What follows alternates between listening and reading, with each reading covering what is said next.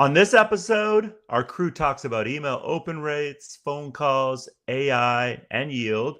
We're going to share some tips to help you win your office bracket for the NCAA tournament. And later in the show, we put a special guest in our crew hot seat. Brad Ward, let's crew it up. We are the Crossroads crew, bringing that fire to you. From the dorms to the boardrooms to raise up the U. Raise up the U. Every day we see it through. Higher ed dreams coming true. Brad Ward, drop the beat, let the whole place move. Crossroads crew. Hey everybody, I'm Jeremy Tears, and the madness of March is upon us. The crew is all here today. Ryan's out of the office, so he's going to be here and popping in and out as he's got some family commitments. If this is your first time joining us, we greatly appreciate you spending your Friday afternoon. And if this is not your first time, people like Drew, Kaylin, who I already see in the chat, we appreciate the heck out of you and welcome back. All of today's topics and the approximate time that we will talk about them are scrolling across the bottom of your screen. If you haven't introduced yourself in the chat yet, go ahead and let us know who you are and where you're from.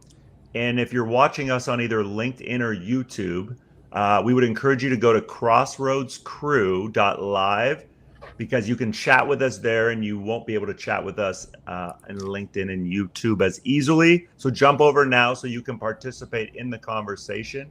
We will have a couple of Q&A audience segments like we have in the previous two shows. And we definitely want to hear from you. So please, throughout the show, throw in your questions, throw in your comments.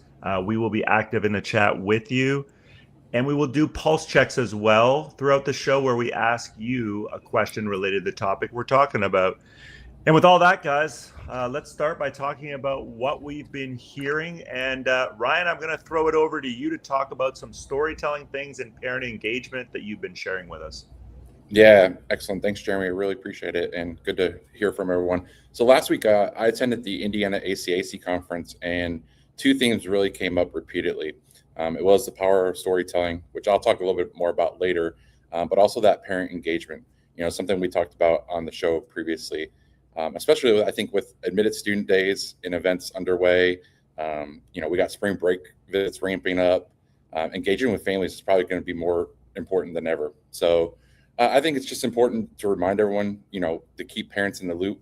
They're going to be asking those thoughtful questions and evaluating the value of the place that the students are looking at. And it's just right now, it's just navigating the complexity of all the choices that they have. So it's really important just to be clear, have those communications, be transparent and intentional with engagement, and build that trust. Yeah, without question. I mean, we've talked about parents in the past, right? And they continue, I'll say, unfortunately, to be the forgotten top influencer that isn't getting the attention they need. And so one of the ways, obviously, you're going to do that is through email. And so, Brad, let us know what you're seeing in all that data, like Gmail promotions and open rates. I know you got a whole bunch of stuff that I thought was pretty cool that you wanted to share. Yeah, I've been looking across about 15 schools, institutions, all sizes from 300 admits to 15,000.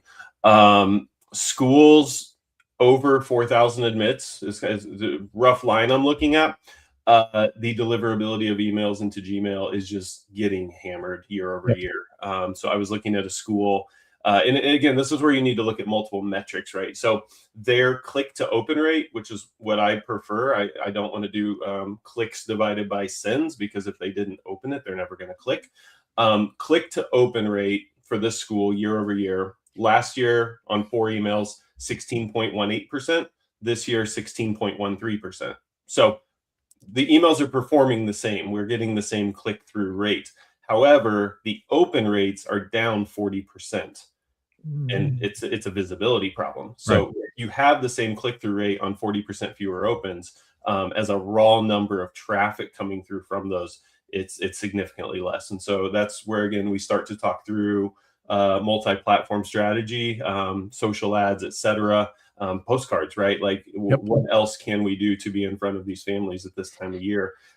Because I think the legitimacy that the .edu used to have with big tech companies like Gmail, like Google, It's not there anymore. And they're starting to view institutions just as spammy as other companies out there trying to sell something. So if you're not digging into your analytical data and tracking some of those trends, we spotted it about 15 months ago as it was starting. But last year at that point, it was about a halving of open rates. This year, it's another half of last year's half. So a full fourth of 2 years ago.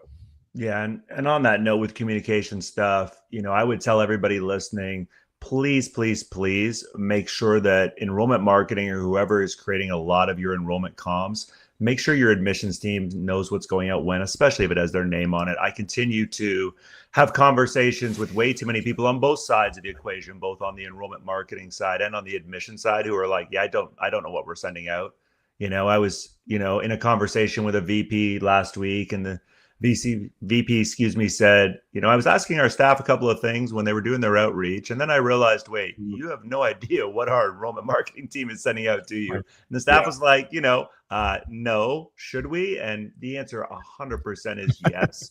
And so there's obviously multiple ways that you can do that. But at the end of the day, it's really hard for the admissions counselors to do additional proactive personalized outreach if they are worried about stepping on top, right, of your enrollment comms. And then the other thing I wanted to mention real quick before I throw it over to Soup and Bart is cold calling does not work. We've been saying it for 12 years. I don't know how many schools I keep hearing doing calling campaigns and saying, Jeremy, we call 100 students, 3 people answer.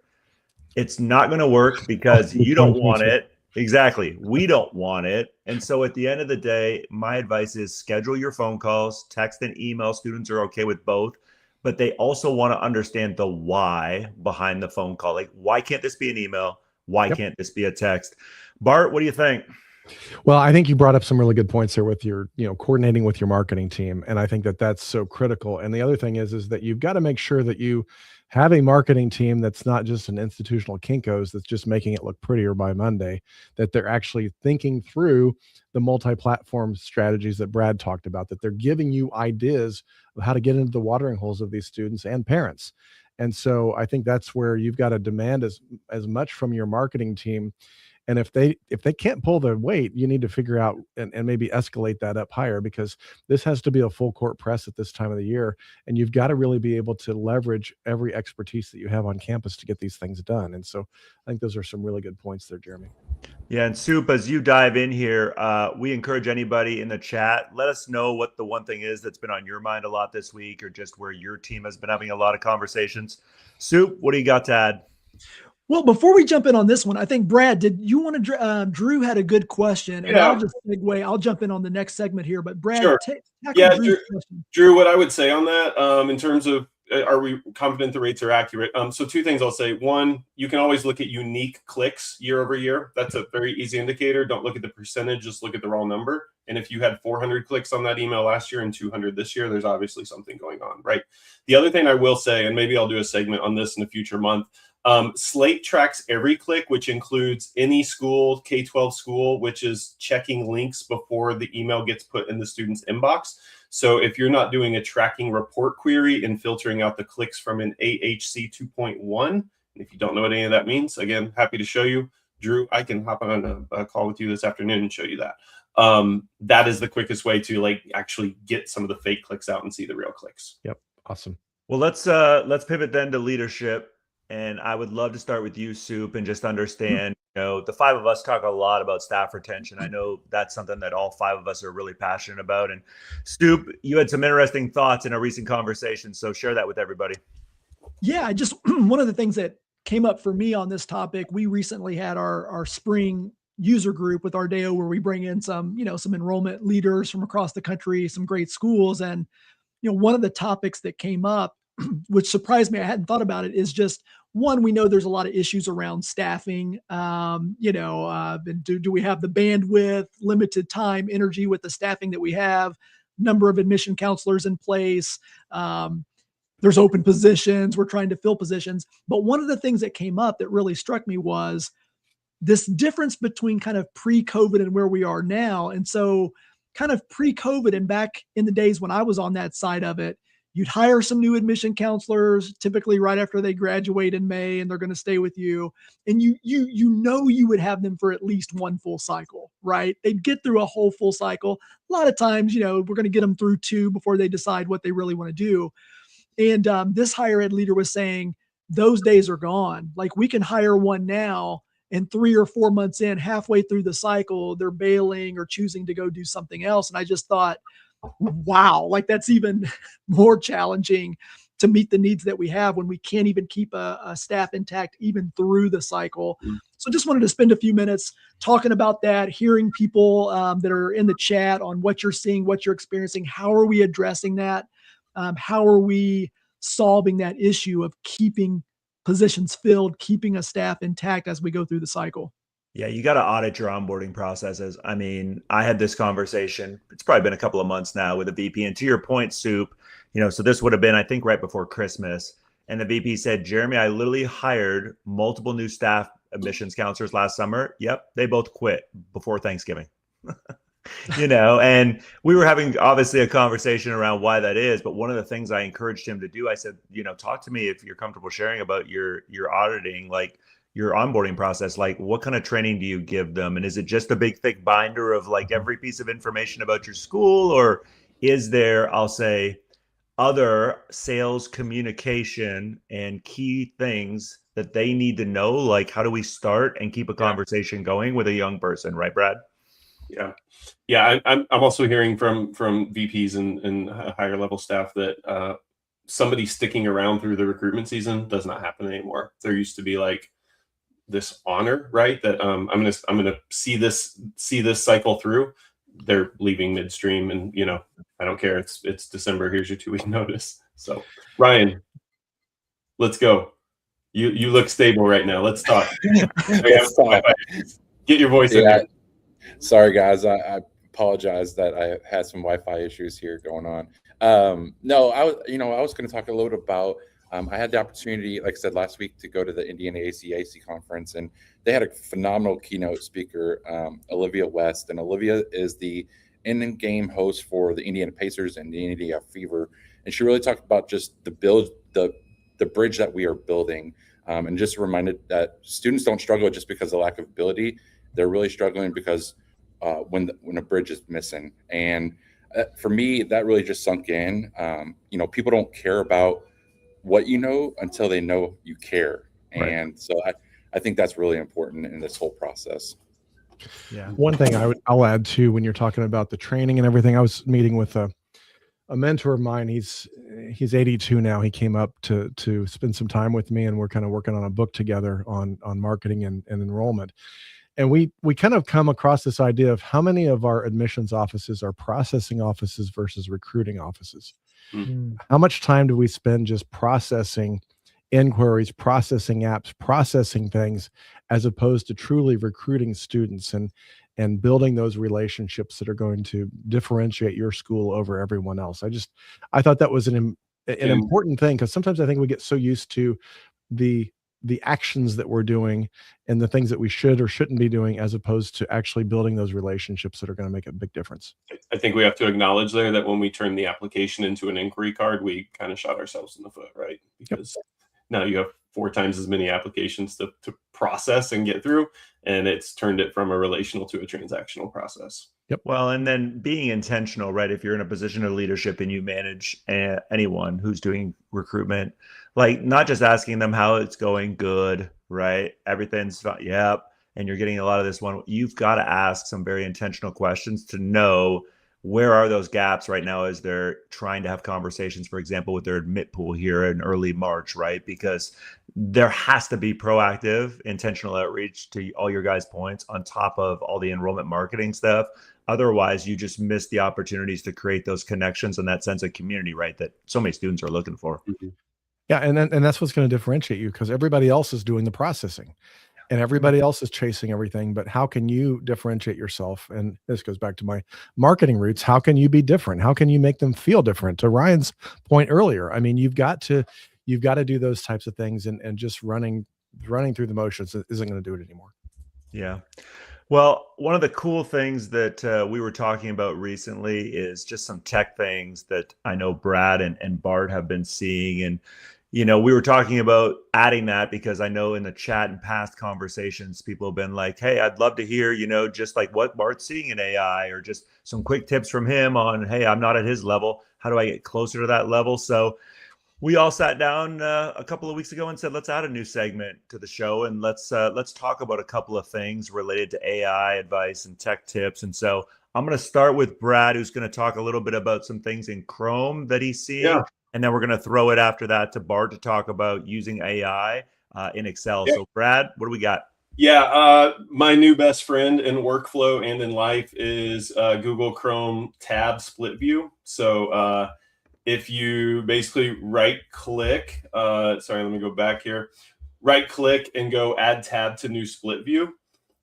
This creates a new window to the side of the window you're currently working in. So in the past, I would always like set up two windows and get them side by side. But the windows, if you're in one, you're not in the other, right? And so what this does, you can see I can basically work across them. I can drag and drop across them. I can copy paste across them. So in this scenario here, we're moving a query from a regular to a configurable joins. And so I needed to move the SFTP data over and basically set one up to start passing it over to me every night and then shut off the other one.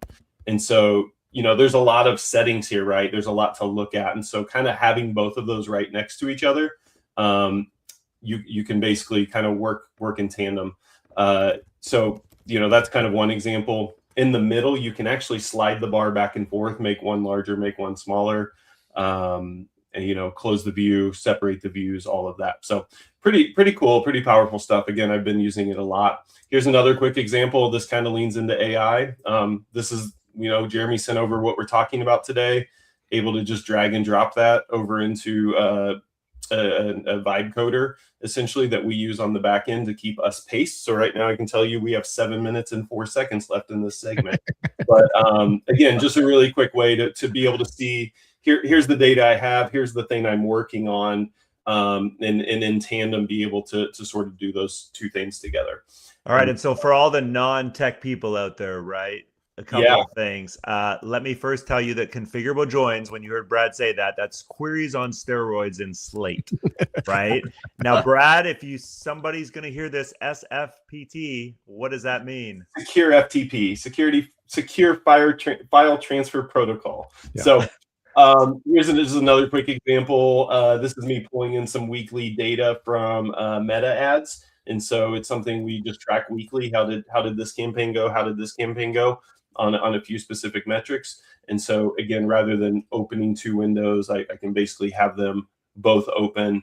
I have this blurred because again, this is client data. These are client Slate portals. And I obviously don't want you seeing the content within or the student names. Same thing here, Slate. And honestly, this is one of the best ones. If you're in Slate and right click an email and open it in the split tab view, you can just see that. And then you still have your full list of mailings. And again, you don't have to jump back and forth tab to tab. And and on that note, more reasons I'm coming up with to use it. Well, and I was going to say on that note, Brad, before we throw it over to Bart, like the value in what Brad's trying to explain for all of you in the audience and what Bart's going to talk about with his AI advice this month is just you're going to work more efficiently and manage your time better. And that continues to be, again, when I have conversations, I was on a campus earlier this week and I did 31 one-on-ones over a 2-day span. I had multiple people asking me about time management and planning their day. And Jeremy, I'm being asked to do a lot. If you can save yourself 5 minutes on this, 7 minutes here, 4 minutes here, and you get 20 to 25 minutes back of your day, think of what, right, you'd be able to do. So, Bart, what are we looking at with AI this month? What's been on your brain lately? Yeah, so I've got a similar thing here. I'm using Google Sheets right here, but this works in Google, works in Excel as well. So if you're a campus that you've got either a Microsoft campus or a Google campus, you're going to have these tools available to you. And if you don't have them, if you don't see them, you can go and talk to your IT department. It's basically turning them on. So I'm going to use Google just to show you the idea. You're going to have the same thing in Excel. So rather than having a Google logo here, it's going to be a Gemini logo. It's going to be a Copilot logo. And instead of putting formula equals AI, it's going to be equals Copilot. So everything I'm showing you can be done in Excel or it can be done in Google. They're basically the same thing. So the idea here is that I am going to be able to create a formula now using AI, just like you could equal sum. We all know how to do basic formulas in Excel and in Sheets, but now they've turned AI into a formula. And so this, for the sake of this, I put together some synthetic data. Just, these are inquiry information. So I've got first name, last name, grad year, assumed start date, intended major, unique interest. You could have everything. You could actually export out of Slate, pull it into one of these tools, and then add a new column. And so what I've got here is that my formula is with AI, and then I just put a parentheses and then put a quote, and I just put a prompt in there. So create a custom subject line based on all the data we know about this student from the other columns. I mean, that's pretty simple prompt. And if I just hit return, it's going to actually, do that and put it into that first column here. And so now it's going to generate that. And so now it's got, this is the subject line, Lim Chen. So this is, actually that was the notes, this subject line. And so what I can do now is I can copy that, and just like any other formula, I just paste it down all the way down like every other formula, and it's going to create a custom subject line for every student based on that prompt that we just did. And so being able to do that, now all of a sudden I've got a little bit more information. So I've got a custom subject line here. I've actually created a custom intro paragraph for each student, welcome them and get them excited about applying. And so it has this custom, intro paragraph, and then a custom text message. And then what you can do is you can then export all this, re-import it into Slate, and now you've got 3 extra fields that you can then do some liquid markup, add that to your messages, add that to your texting, and you can all of a sudden do 10,000 customized messages for all of these inquiries that you got. So again, this is the type of stuff with AI that all of a sudden we can expand what we're doing. And, I'm seeing probably 10, 15, 20 additional productive hours that I can do each week because of using AI and doing things like this. Yeah, you could write custom emails if you want, but you're just not going to be able to do that. Bart, you're not satisfied?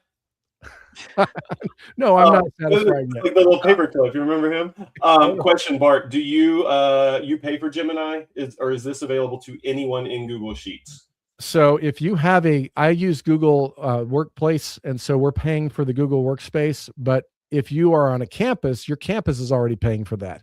Yeah. And so you should have that available. Now, the new ChatGPT that came out yesterday, it's 5.4. Mm-hmm.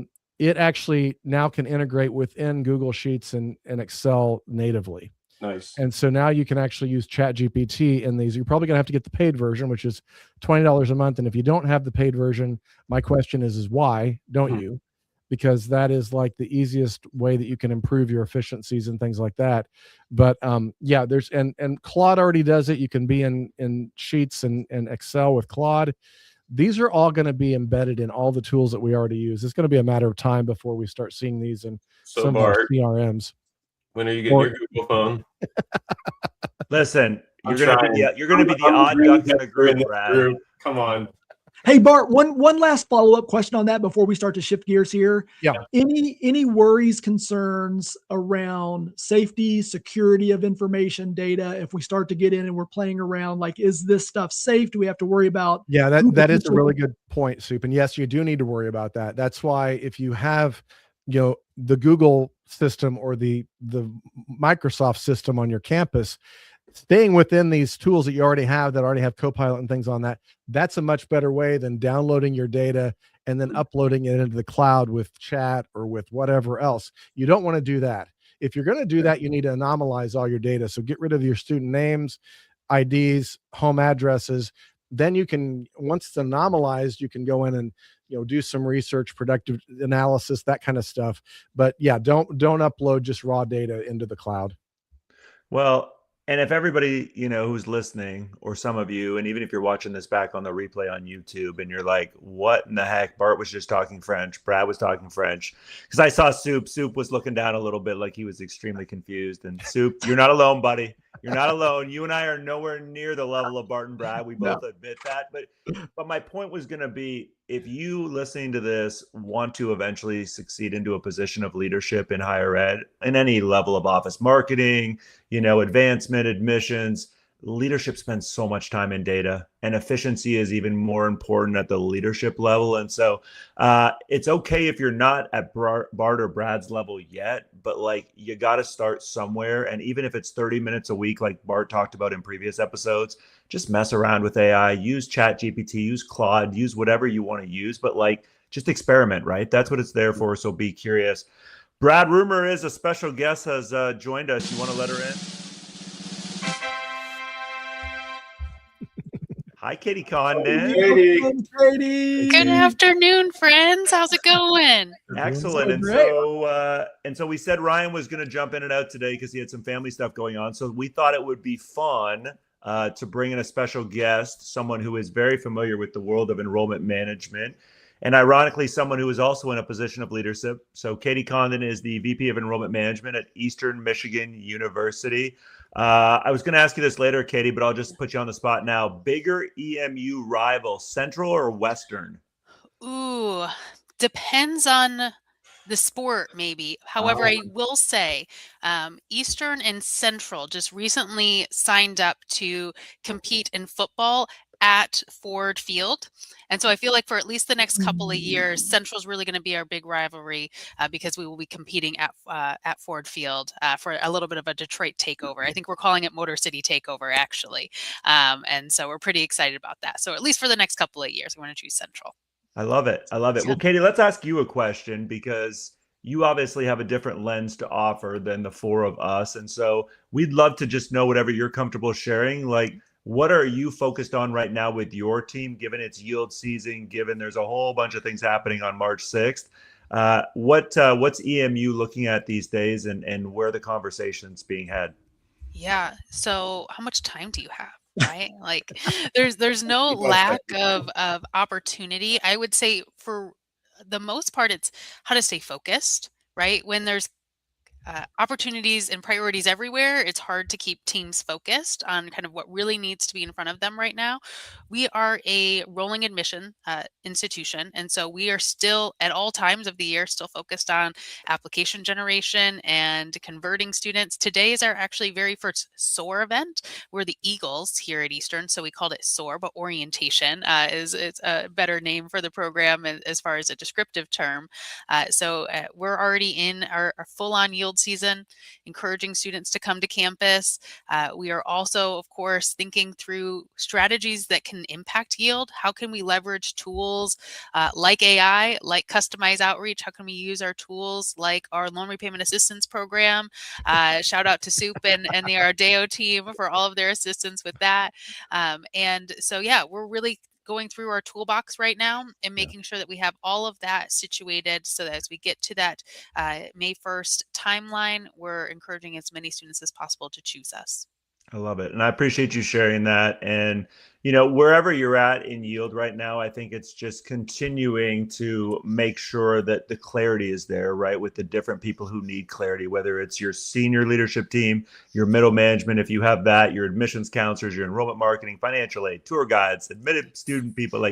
To Katie's point, there's so many different people that are, a part of the yield process. And so just making sure everyone has that clarity. Now, Katie, I know your basketball team's probably not going to be in the NCAA tournament this month, unfortunately. Yes.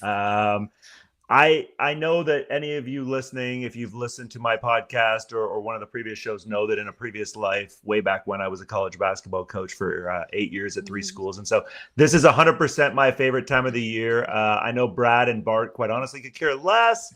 I know Soup only cares about UK, and if Kentucky does well, Soup will be happy.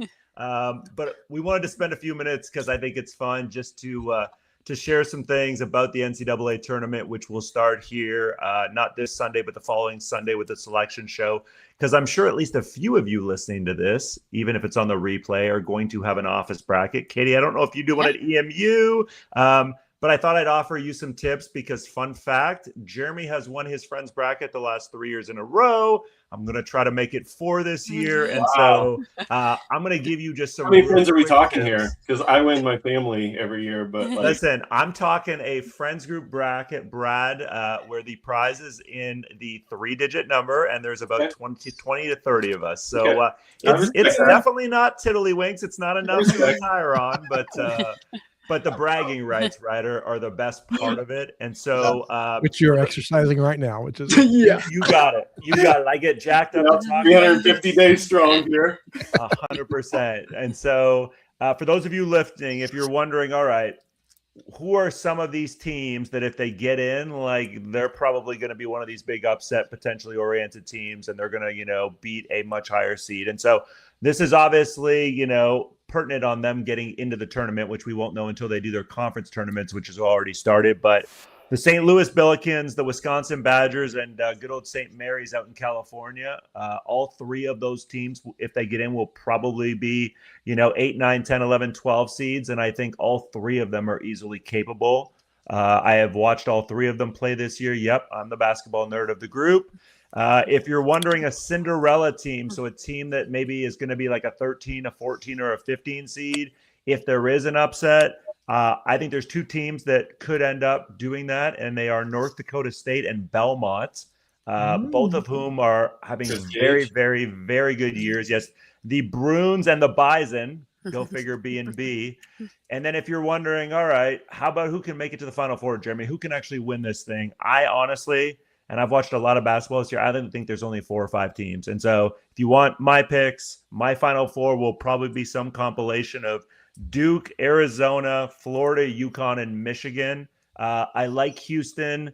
I don't like some of their youth at a couple of positions. And then the dark horse team that I think could make the Final Four and will definitely be in the tournament. Soup doesn't want to hear this because they're coached by his old coach, Coach Calipari, but Arkansas might have the best player in the tournament in Darius Acuff Jr. He is going to be a top 3 or 4 NBA draft pick. And so the NCAA tournament is all about players, making statements. And I think Darius Acuff Jr. is really good.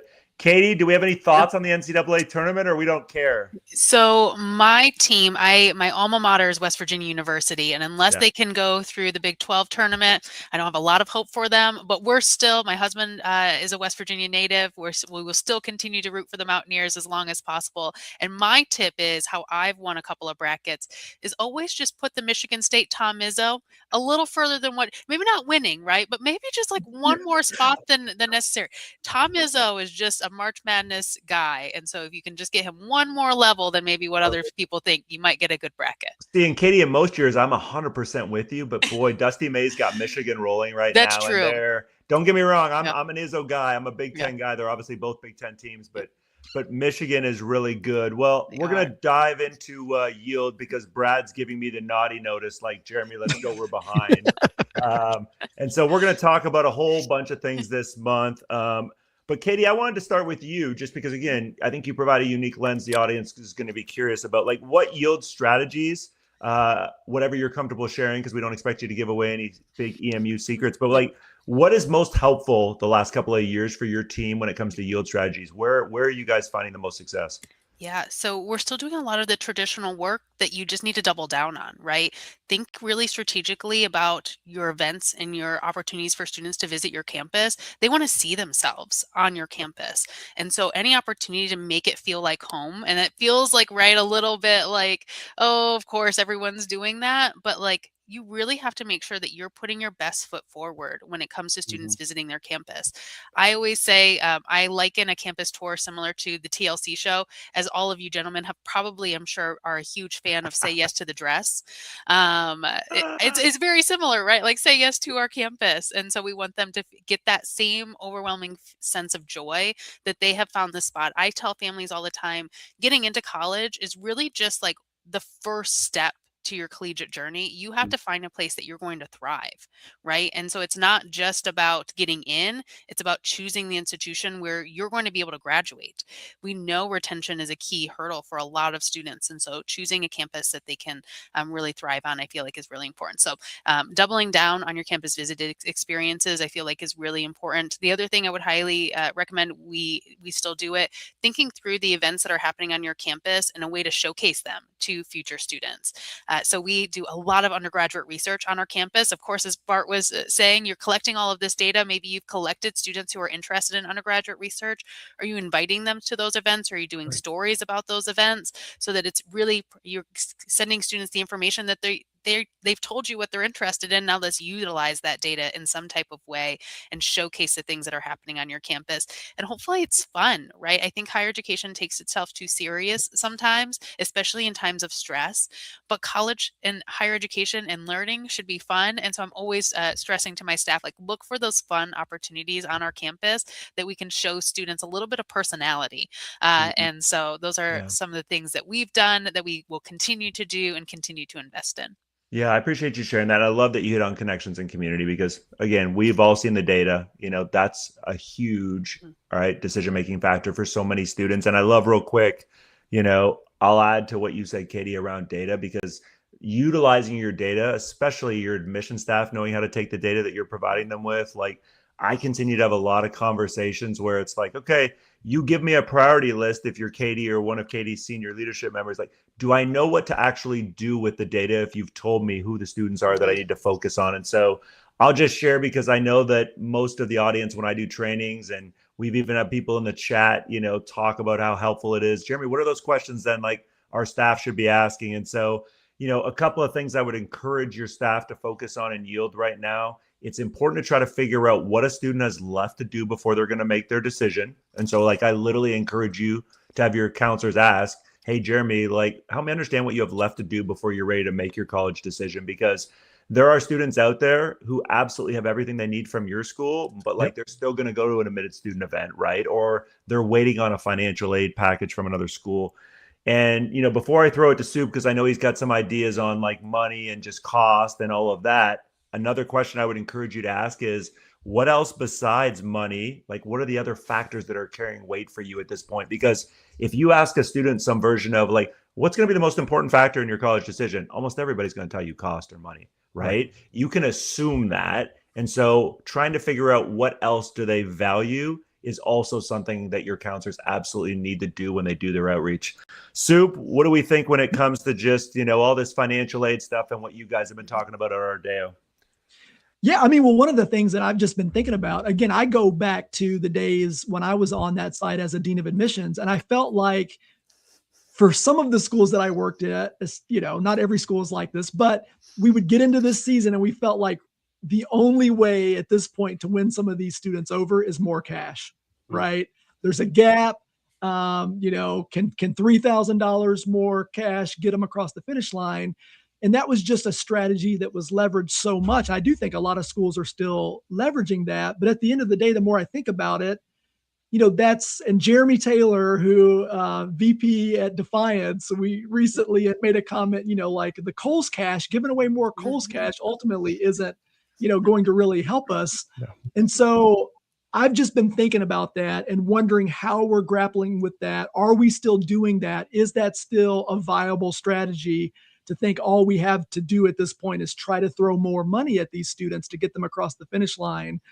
Just something that I've been thinking about, wondering how our partners and how our colleagues like Katie on that side are dealing with that. Are families still coming to you, asking for that, demanding that? I'd be curious to know what you're seeing, Katie, on your side. Yeah, I think I have an email inbox full of requests for those at any given point. But I think we always have to go back to the conversation about value, right? We're not trying to give away a product for free. We know higher education pays off in the long term. And so how can you empower your staff to talk about the value of education on your campus, as well as the return on investment? And if you haven't equipped your staff to have those conversations, then the default is always going to be, well, just give this student more money. Well, and I think you bring up a good point there about value, because I know a few people that wear Jordans. The value behind a Jordan is I can get a pair of a pair of sneakers cheaper than Jordans, but there's an intrinsic value that is behind that people have put into that they're willing to pay more for. And I think we have to get to the point of how are we communicating that value that's distinctive of our institution, that we can get to the point where they're willing to pay that extra $3,000, $4,000, $5,000. And it's not a race to the bottom of figuring out who can get the lowest discount rate. It's the idea of how do we communicate that value so we're not playing the games at the end, so that when we give them a hoodie as an incentive to get the deposit in. Is there other ways that we can do something that's not going to cost us $5,000-$6,000? It's going to cost us $50 to really get them across the. Well, Bart, I'll give you another question, because I think that's great that if those of you listening, want your counselors to ask on that point Bart just made, like, you should be asking, what are some of the things, right, that you think would make a college worth the investment? Because Katie's right and Bart's right. And that question should not only be asked to a student, but 100% should be asked to the parents and guardians, right? Brad, what do you think? Man, we've got a minute. Where do I even start? We got a minute. We got a minute. Right now, I can't show you. We got as much time as we need. Okay. We just pushed out a slider. It's 1 to 10 with a fire emoji. And when admitted students hit this certain site, it says, how excited are you about the institution? And as soon as they stop on a number, we're recording that data and passing it back over to counselors, because a lot of times they might not want to tell you where they're at. And so we're also looking for ways to collect intel without actually having to engage them in the traditional manners. A couple thoughts on ASDs. One, if you're pushing them to a static slate sign up page and it's got that stupid default map in the upper right corner, it's not exciting. That does not get people interested to come. You've got to at least build that page up or have a pre-page that really explains the benefits of why you should show up. 2, you are not the only person offering ASDs. I had a school recently, they sent me, here are the ASDs of all of our cross-app schools, and the likelihood of you picking a day for an admitted student event where there's not another institution having one, nearly impossible. So environments like this, I know we talked about virtual events last month. Schools got away from them after COVID. We had a virtual admitted student night this week, 800 families. 2 weeks ago, 1,700 families in this environment. And it's 25% of the admit pool. And so it's a Tuesday night. Get their attention at 7 o'clock. Don't make them drive to campus. Use that event to push them to the ASDs and talk about what's going to be exciting. But you want them to show up on campus. We know that converts, but you can't just sit back and act like you're the only person out there and you're the only institution that's asking them to come see campus. Well, and to your point, Brad, like, we have the technology, right? Like, not just to do virtual, but like, what is the value of a campus visit? I would argue one of the biggest values is you get to see and hear a whole bunch of things, and you get that quote unquote feel of campus.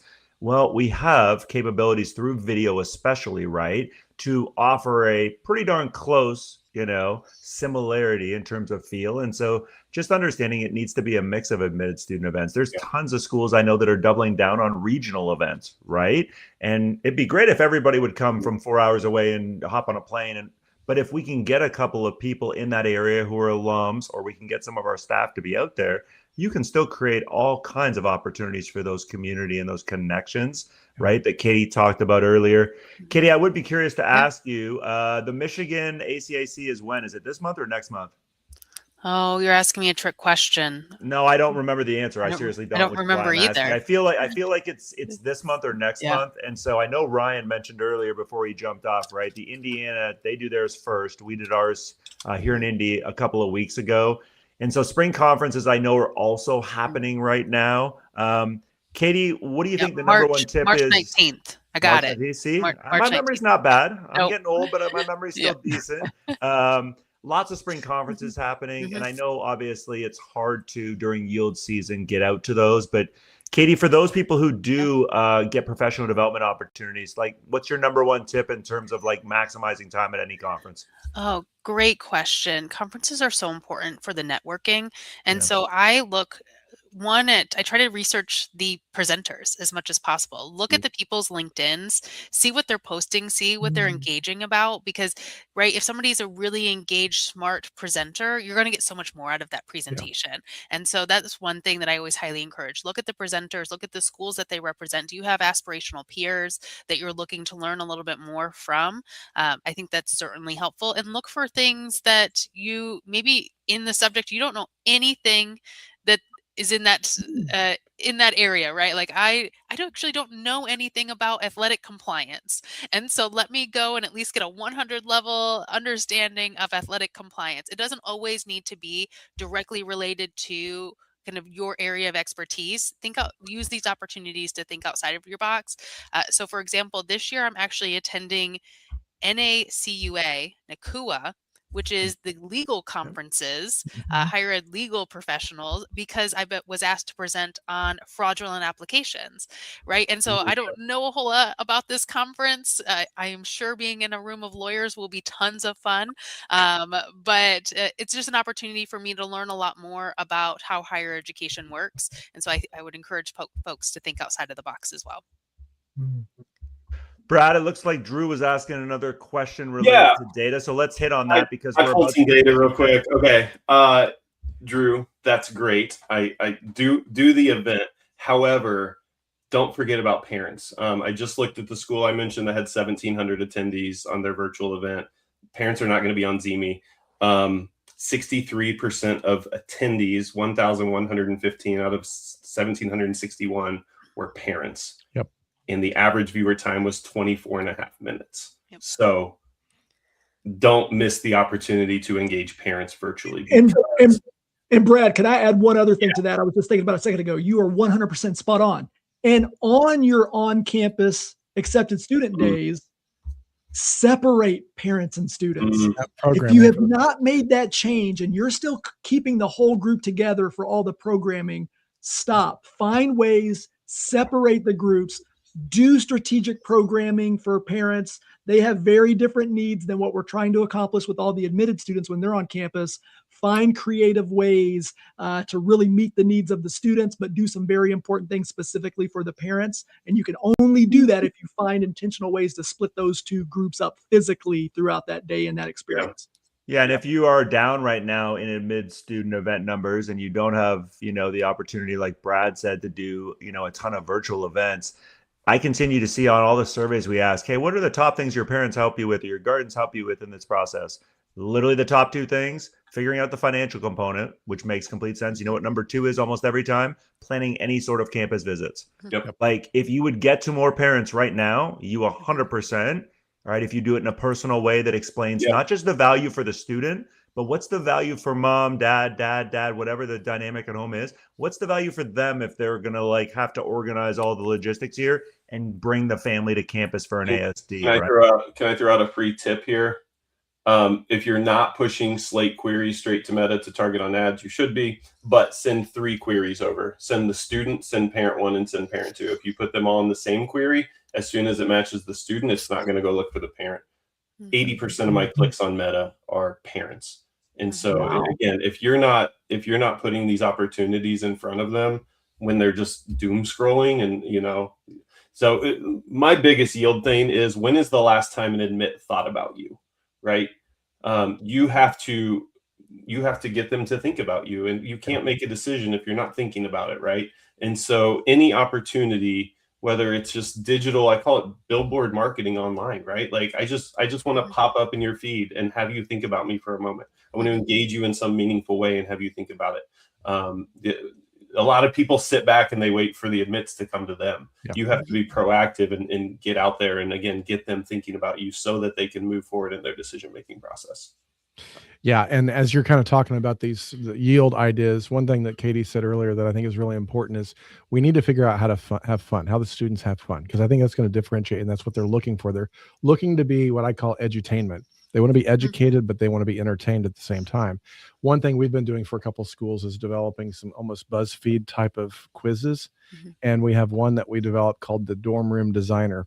and it's what's your vibe for your dorm room. And you just ask them silly questions about, hey, do you prefer to go into a thrift store or chilling on, doing 90s vibe or whatever.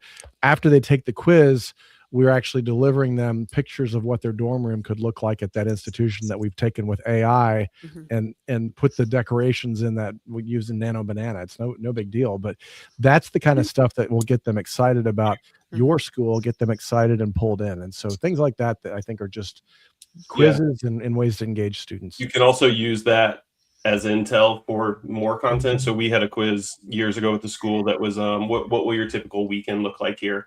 And one of the questions was, it's 10 a.m. on a Saturday. Do you go get coffee, start studying, head to the library, go to the gym? 80% of kids said go to the gym. How about, are you still in bed, Brad? Like 80% of kids there said go to the gym. So we quickly swapped out content for a few weeks later to talk about the health and wellness facilities. Well, and I'll punctuate all of our points just by really encouraging the audience. Anytime you message in any shape or form, email, direct mail, virtual events, phone calls, right? Text, it doesn't matter. Value over volume. All right. Value over volume. What is your value add is the question I like to ask marketers, and I like to ask admissions people. And it's not what the value add is for your school. It's based on where the student is at in the process, based on what you know or don't know about them or a group of students. What is the value add? And Bart just gave a great example there. So I really encourage you to think about that. Brad, we got any cool sound effect when we put Katie in the hot seat here? Let's go. You can always count on Brad Ward for a really awesome sound effect. It's hot seat time. So the other thing I feel like I'm on the Ellen DeGeneres show. She had a segment. Yeah. The other thing we wanted to try this month, just because we thought it would be fun, right, is to have our special guest when we have one get into the crew hot seat. And so, Katie, our last segment involves kind of like a combination of answering some fun and some totally serious rapid fire questions. You up for that? I will try my best. Okay. Soup's gonna, laugh the entire time, and so you ignore him. And the questions I put in the document are not fun at all. So I should not go first. Fill in the blank for us, Katie. A vice president of enrollment's primary role is to blank. Primary role is to reduce friction. I love that. It's so important, right, to find ways to get collaborative and to keep all of the different stakeholders right on the same page. What's one enrollment strategy most schools swear by, Katie, that you think is actually making them less competitive and less successful? Too many emails. There's whole Reddit threads, and the same thing that Bart was saying. There's whole Reddit threads about kind of junk messaging, junk emails. Too many emails. Big B coffee or Starbucks, Katie? There's a Starbucks in my building, so I have loyalty points. So for that reason, I will say Starbucks. And if you've never heard of Big B is a Michigan coffee. Not bad. I must be getting old because Big B makes my stomach hurt. I'm taking Starbucks 100%. Katie, you think AI is overhyped, underutilized, or just like misunderstood? Underutilized. I am AI curious. I think that it is a fabulous tool, and I don't think that there's a better place to have conversations about the ethics and responsibility of AI than a college campus. Katie, if you had to eat one food every single day for the rest of your life, what are we eating? Pizza. What's on it? Like Domino's? Okay, hold on. John's? Are we making pizza? Yeah, or what? My parents owned a pizza place. So first we have to start with what kind of pizza are we even talking about? Are you Detroit pizza? Are you Chicago style? See, here's the trueness in that I don't care. If there is fair free point, pizza, I will eat it. And so Katie's have no love preference. language is pizza. That's what we're learning here. Okay. My husband every year for Valentine's Day gets us a pizza. Oh my gosh, this is awesome. I love it. I love it. What enrollment metric, Katie, do you think that presidents obsess over that, quite honestly, is probably not the right metric to be focused on? Application volume. Yeah, I couldn't agree more. Gosh, the number of schools who are like, we just need to get more apps. No, you need to yield more students. Yep. Yield rates are so low that I could not agree more. What's the last TV show you binge watched, or what's the last TV series you started on like Netflix or whatever you happen to watch, Katie? We are watching The Pitt. I watched season 1. We are actively watching season 2. I do frequently close my eyes though. I can't watch it all the way through. And I'll just add to that. So my wife is a surgery nurse. And she is, anybody that works in the medical profession will tell you all of the medical shows over the years they've watched. They roll their eyes. They're like, that's so not how we do it. That's not accurate. This is the first show. My wife's got me watching it. I don't understand anything that's going on, but she's like, this is real. This is exactly like what we do, how it is. So if you're a medical person out there and you have not heard of The Pit, it is actually So really, good. really good Dude, show. that's the one with Noah Wiley from ER, right? Correct. Yeah, I haven't watched it. I think my wife is watching it. We're watching Homeland too, which I know is an old show, but like, you know, we're old and late to the game with Netflix. So we just got like literally Netflix a couple of years ago. No joke. You know, the Tears family has a lot going on. All right, last one, Katie. And this is probably the best one of all of them. How would your parents describe what you do, Katie? Oh my goodness. I'm a first gen student. And so Yes. working in higher education is also interesting. I would say that my parents think that I do a lot more marketing than kind of the admissions data side of things. So I would say that my parents largely think my job is marketing. Okay. Well, I appreciate you letting us, pick on you a little bit and just sharing some things. We're going to end today's show with I'll call it key takeaway / wrap up segment. And so, Katie, I would love to start with you and just, anything that either got brought up today or just something that really has been keeping you up or is on your mind. Like what is a key takeaway that you would encourage the audience to be thinking about? So I would encourage the audience to follow Bart on LinkedIn if you aren't already, because I personally learned so much from Bart about AI. He's just a catalyst for, I don't have to follow any other organizations or anything like that. If I just follow Bart on LinkedIn, I'm always going to stay in tune with what's happening with AI, how higher education and enrollment management can utilize AI. So just shout out to Bart and all of his hard work and keeping the rest of higher education informed about what's new and how we can utilize this amazing tool. Yeah, Katie, Bart keeps us informed as well, and I will pat on Bart and Brian Piper are the two most knowledgeable people I know related to anything about AI. Bart, what's on your brain? I think the value messaging. We talked a lot about that today. I think that's something that I think gets left out of discussions that we need to start getting more into the discussions. And I think that that's got to be part of what we're doing as opposed to the race to the bottom of the price. And so. Yeah. Producer Brad, I'm very disappointed your cat did not make an appearance. I know. On I the had to March close the show window here. because the ducks are being so loud today. Brad, what do you want to encourage the audience? On the thought of LinkedIn, Katie, do you remember when I requested to follow you? I don't. So I get a lot of requests. It's always weird. Geez, here we go, being Soup. We're going down messaging a memory VP. lane.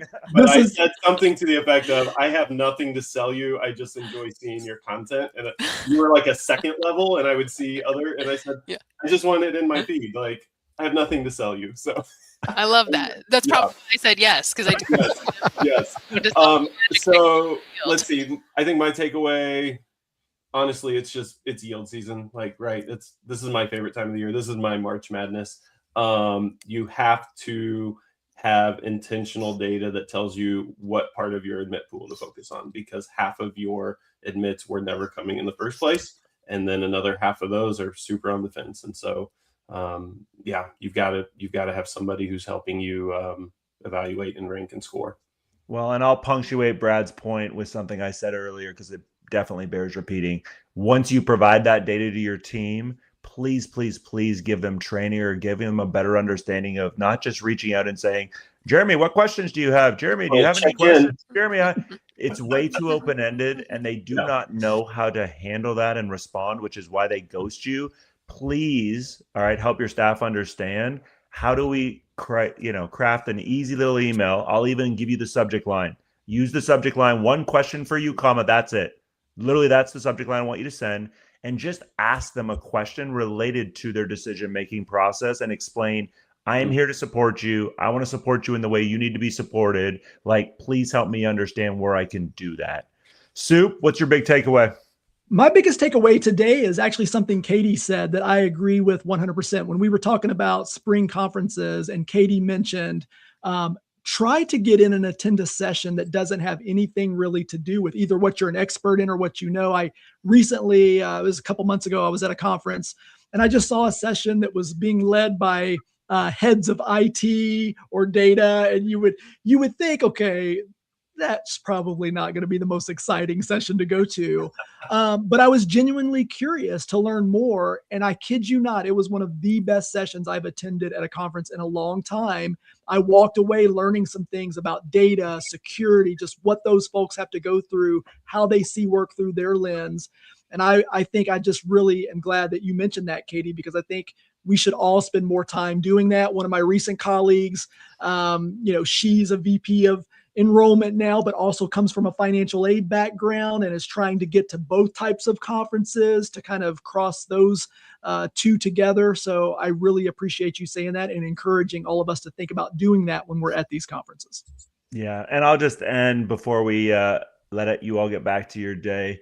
Really do I'll say as good a job as you can about celebrating these small little victories that are happening along the way. Yes, yield is going to obviously be a momentous, hopefully, occasion on your campus, but there's so many little small moments that happen along the way. And so we're just hoping that, when you join us each month, you feel like you're 1% better, or we've given you something, right? Hopefully that you can apply right away, that you can use during yield season or use to get a head start on the next class. And it's about getting 1% better. It's not about not about perfection. It's about progress. And so we just appreciate your time and attention this week. Brad Ward, take us out of this place. See ya. We are the Crossroads crew, bringing that fire to you.